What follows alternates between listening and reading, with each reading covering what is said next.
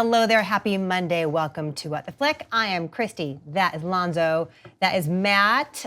It was a weekend over the weekend. It was Mother's Day. And I'm such a good mom that the sacrifice I made for my child was going to take him to Avengers Infinity War. I know. Aren't they supposed to do something for you on Mother's Day? They do, and they did eventually. But this was actually really cool because I hadn't taken Nick with me to see it. I took somebody else as a favor, and I took him to a 9:30 showing on Sunday at the ArcLight. And I didn't realize when I was looking at tickets online that 9:30 on Sunday was in the Cinerama Dome. It was really cool, and he had never been there. Oh wow! Yeah, so that was neat. But it was a trip seeing it in this giant. It's a big historic theater, curved screen, shaped like a dome. Right. It's built in what, the 60s. Yeah, I mean it was open just late enough to not actually show any films in the Cinerama process there until like the 21st century when they reopened it. Anyway, it was cool though, and it was a different experience than seeing it in like the El Capitan, where it was packed and there was a great energy. This was like a cavernous theater with maybe 20 people in it. But it was, so I liked it better. Liked it better. Well, all right then. But a lot of that was because I was sitting with him and he was really excited to see it. Every new thing that happened, he was excited about. The things that are wrong with it are still wrong with it. But I had a good time. Was he upset by it? No, but he had questions about how can XYZ happen? So, because other things are going to happen afterward and it's going to be okay. So we did that, and then we went to an LA Football Club game. Noisy. We have soccer in LA, and it's noisy. It was really fun. Anyway, we did that. But also, speaking of Infinity War, it just keeps making money. And then this weekend, it happened to open in China, finally, where it made like $200 million in China alone, which is not even the record for the biggest opening weekend in China. True, yeah. Apparently it came in behind Fate of the Furious, but it has, however, already outgrossed the Chinese lifetime runs of Avengers, Captain America Civil War, and Iron Man 3, according to Box Office Mojo. So yeah, no, it has now made, what, $546.8 million just domestically, and $1.059 billion overseas. Yeah, for a total of $1.6 billion. It's crazy. Yeah, so records keep happening, and it was number one in the U.S. again. Yes. It made another, which was not a huge surprise, right? It made another $61.8 million this weekend. The other opening movies were, female-oriented, mom-friendly. Theoretically, you had Life of the Party with Melissa McCarthy, which we'll review later on this week here on What the Flick. And that did better than expected, but was still the weakest opening of the Melissa McCarthy, Ben Falcone collaborations.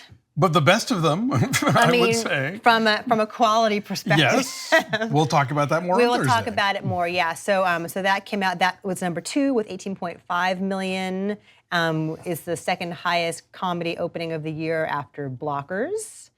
And you also had this weekend Breaking In, where Gabrielle Union breaks in. And it came in third with $16.5 million. I think that was maybe not what they were hoping, but. Right, but for a movie that reportedly cost only $6 million to make, that's, that's pretty great. It will have word of mouth. And so I believe Avengers may have ended its number one run this weekend. No way. Because Deadpool 2 comes out this Friday. Right. Deadpool 2 comes out this Friday, and then Star Wars, or Solo, Star Wars story. Next Friday. Yeah, Deadpool 2 will totally beat Avengers this weekend. Yeah, I think that means, but 4 weekends in a row for Brolin to have one movie. I'm still really confused about how he can be Thanos and Cable. I don't at the same time. Dave White asked me that question this morning because he can. Wait, so that means that there's never going to be like a Thanos and Cable crossover? Is that, or was it like a Freaky Friday kind of thing where he's going to play both roles? This was before we knew that Disney and Fox were going to be under the same umbrella. For a while there were 2 different Quicksilvers, remember? 2 different Quicksilvers. And 2 different Scarlet Witches, Yeah. Well, so it's just. I like when things make sense. I want things to make sense, and they don't always in the MCU. Wait a minute. I don't think we got the Scarlet Witch in the. Didn't we? No. Just Quicksilver? Okay, I fine. think just Quicksilver. In what? In X-Men. The X-Men. In any event, it'll be interesting to see that, because Deadpool is an R-rated movie, if Avengers so R-rated. If Avengers can still hang on to their PG constituency. or PG-13 constituency. No, I think Deadpool 2 is going to do. No, I'm not saying Deadpool 2 is not going to be number one. That's a clear thing. I'm just wondering though if people who are too young to see Deadpool 2 will just go see Avengers again, or or they'll all go see Book Club. I don't know. Yeah.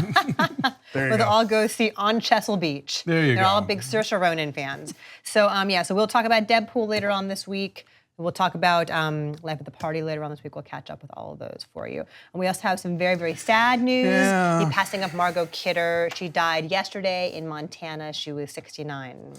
Yeah, an extraordinary actress, and obviously sort of indelibly linked with certain genre films. Obviously, she was, for a lot of us, the Lois Lane for Superman and its sequels. Her roles in Black Christmas and Sisters, which are horror classics. And Amityville Horror. And Amityville Horror, yeah, that's true. She's got a trifecta there. Actually, a later performance from her that I thought was quite lovely, a little indie called Never Met Picasso. It's streaming on Amazon Prime. If you've never watched it, it's worth checking out.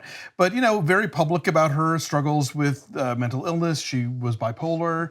But I think, nonetheless, was very much kind of a part of that whole sort of 70s Hollywood thing. Like when you read, like Raging, Easy Riders and Raging Bulls. Thank you. Yeah, like she is very tight with that De Palma, Spielberg, Lucas crowd, and she dated quite a few of those guys, I think, at some point, and just had a great, like she was a very contemporary actress, but I think she had that quality of the sort of 1940s kind of Jean Arthur, smart, tough-talking, husky-voiced thing going on. She was amazing. Yeah, and she, of course, in the Superman movies, is our conduit, right? She's the voice of reason. She is us going, this is crazy. What is this world that I have now found myself in? And was so lovely. It had really wonderful comic timing. There is a really great old Q&A with her that she did with the AV Club about 10 years ago, which is floating around on Twitter. Their random roles segment that they do.